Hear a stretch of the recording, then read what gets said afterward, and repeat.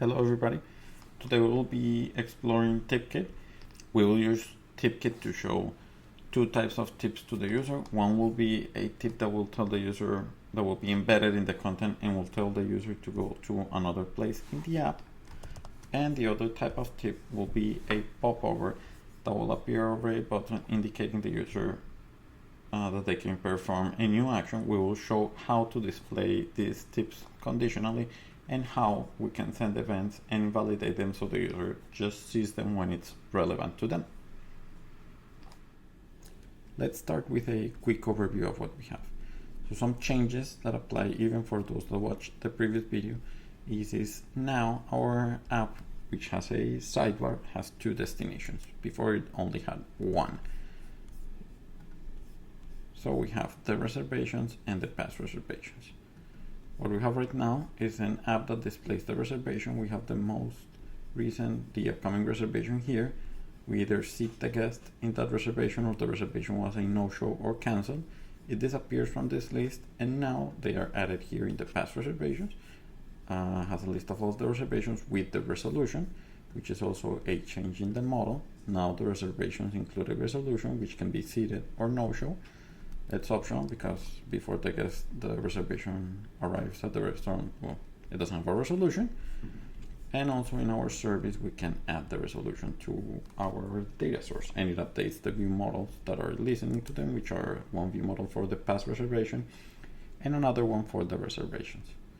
So what we're going to do in this video, we're going to leverage TipKit to make our two new features pop out to a new user. One, which is we can now handle the reservations through the app, and the other one is after the reservations are handled, we want to let the user know that they can check past reservations, this tab to use it. So let's start with the first one, making this even more discoverable. So let's go to our reservations view, and here to this button is where we want to include the tip. What we need first is to import TipKit, and let's see what modifiers this makes available. So we want to use the Popover Tip. And what does it need? A tip here, which would be the content. So let's first do that.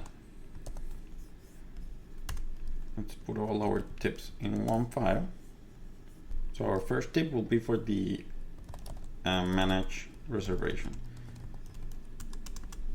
So let's start with that one. We'll create a struct, which is the manage reservation tip. It's of type tip. And we need some stuff to conform to the protocol. So first will be a title.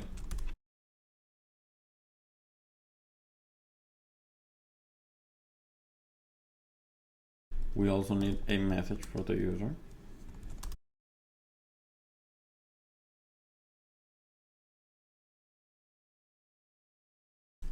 And we can also optionally add an image, which is an icon. And I do want to add one. And this will be our first tip. So now we have it here. Let's add it to our view. Let's create it.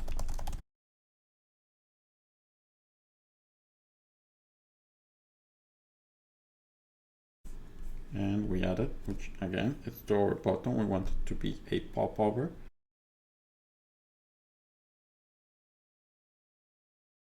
And the only thing we need to pass here is our managed reservation tip. And this is it for the configuration of the view. Right now, if I run the app, we will not see the tip because we need to start our tip. And that needs to be done in our app. Again, if you don't have a purely Swift UI app, if you have Scene Delegate or App Delegate, that's where you should do it. In this case, we do have a pure Swift UI app, so we can do this in our init. And here we will try, oh wait, I think I'm forgetting to import TipKit. So we'll try to tips. If you saw the WWDC video of this, they do not mention tips, they mention tip center.default. That changed. So here we'll use tips.configure. And now our app is ready to show tips. Let's see how that looks. And here we have our first tip. Manage the reservation. Let's tap here on the X. It dismisses the tip. Now let's run it again. And oh, where's our tip? What happened? We actually do not want the tip to be dismissed. We want to be a little bit persistent until the user doesn't actually execute the action we're displaying the tip for. We want to display this. Now, tips do have rules where the system decides when to show them on a cadence that we decide. But since we are testing, we're not going to configure that cadence. What we're going to do is we're going to reset the data store. For a normal user, we should not include this, or when we ship to production, this should be removed. But here, each time that we run the app, we're going to reset the data store, meaning everything regarding tips that the app was storing is removed. Our tip is there. Even if we use the X, it will appear on the next run. Now, how do we make the tip go away? Right now, here, with that, that's not enough. Notice that the tip is still there. We can do that by invalidating the tip, and we do that through code because it's the app that will identify when the user performed the action that means that the tip is no longer relevant for this user. So we invalidate it, and that will be when they tap the button. So now we're going to do two things. Yes, we're going to toggle the edit, but also the first time that this is performed, we are going to invalidate it. So we already have a reference to our tip, which is the managed reservation.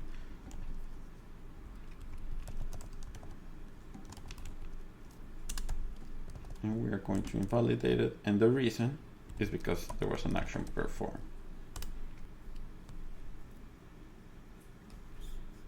Let's tap. Notice our tip went away. If we were to remove the reset data store, the next time we run, the tip will no longer be shown because it's already invalidated. The user doesn't need to know about this tip ever again. Here, we're going to go into a little bit more nuanced tip, whereas what I want to do is that after a user handles 3 reservations, we are going to highlight this section. How we're going to display a tip here that says you can now see your past reservations with a button that will change programmatically this, the sidebar selected item. So let's start by first creating our new tip. Okay, here is our our past reservations tip.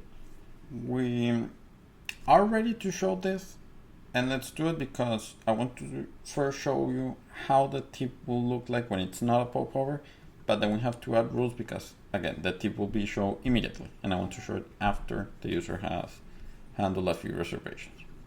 We'll do it about this upcoming reservations, and we'll do a TipView, and it uses a tip. So let's create another one.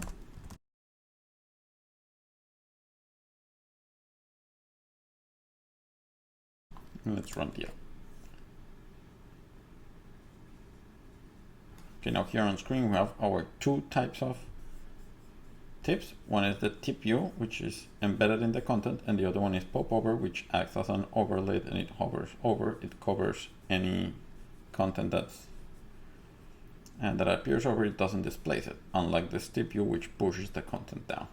Now, let's add the rules for when to show this tip. So we have seen that we can invalidate a tip. We can also donate events to that tip. Now, first, we need to declare what type of events. So here in our past reservations tip, let's declare an event.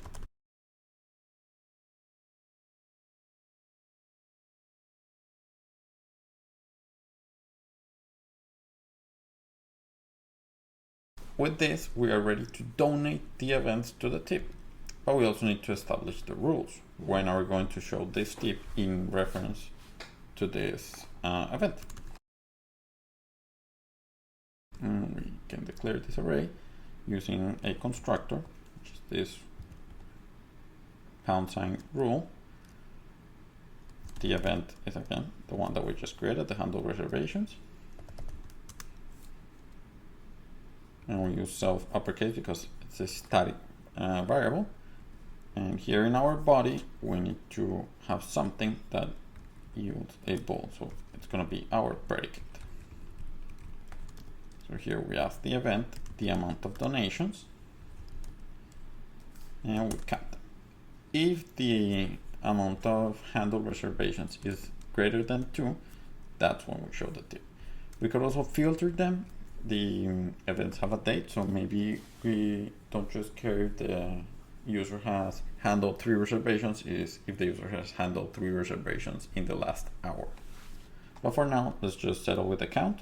At the beginning, we will have 0 events. Now, how do we donate events to this? Let's go back to our reservations view. And when we tap the button, here in the reservations button, we're calling this function, right? So when the reservation was hidden, we're calling something in the view model and we're animating it. This is where we're gonna add the donation. Now remember that we declared the event as static, right? So we're not gonna use the variable for the tip that we have. Instead, we're gonna use the struct, which is pass reservations tip, that handle reservations. This is the event. And to this one is that we're going to send a donation. Every time the user taps on one of these reservation buttons, we send a donation. Now our tip should only show when we handle the 3rd reservation. Let's test it.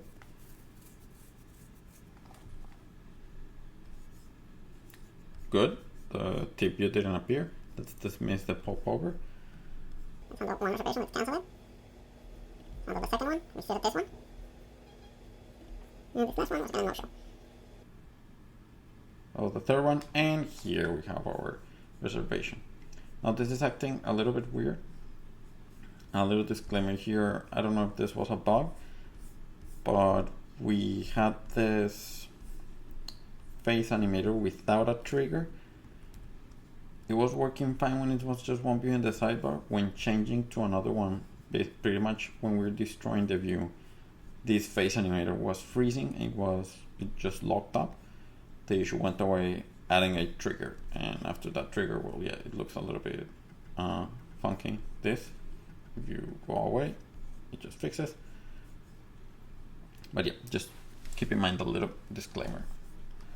Now, we are almost done. There's one thing left for the tip. We didn't want to add a popover to the sidebar. What we want here is to add a button to our tip so that when we tap it, this happens automatically. And the user can see their previous reservations. How are we going to do that? With another attribute that we can declare in our tip, which are actions. And here this has an array of actions. And it has a constructor. So for our action, we're going to add a text and it will just be take me there. So we'll take the user to the past reservations. This triggers an action, and in our view, when we declare here the tip view, there was another attribute that we could declare, which was this action handler, where we pass in a closure that takes in an action and we react to it. Why does it have a parameter action? Because you can declare more than one action, and here in the closure you identify which action was triggered and how you will react to it. Here we don't have to concern ourselves with that. What we do have to concern ourselves with is how from this view we're going to communicate to the app that it has to change.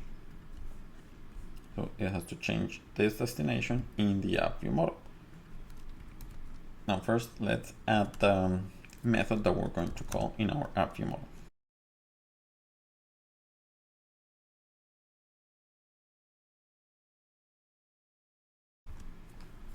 That's it.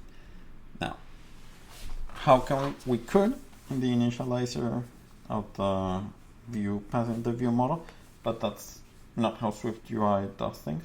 We can do another thing, which is use environment objects, which is how we can set an environment object, and the views down the hierarchy can get this object. With the environment object, we pass the view model, and in the view, because again, this is down the view hierarchy, we can check that. It's not with this environment variable, instead we can use another declaration, which is environment object.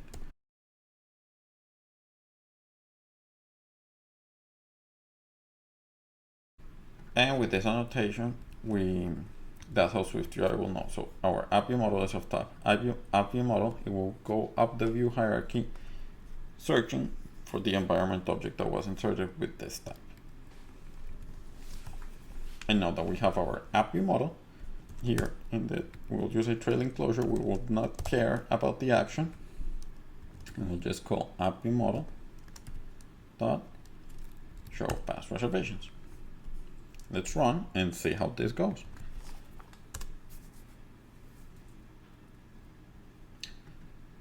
So again,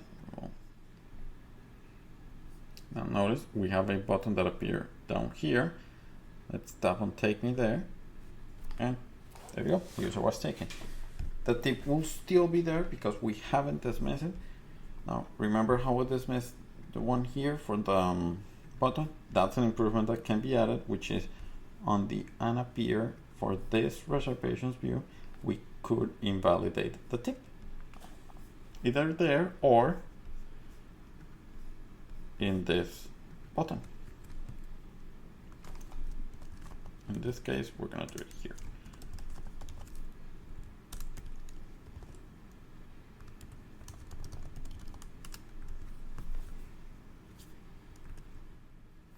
That was all for today. As you can see, TipKit is very easy to use, yet very powerful, since it offers rules, actions, and events to help in its configuration and how to react to the user's actions. Here we show you two types. One was the Popover that can hover over views, and the other one was the TipView, which is just embedded in the content. To both of them, we can add rules and actions. There's no exclusivity there. And you saw how easily with environment objects we can react to actions in our tips. That was all for today. Bye.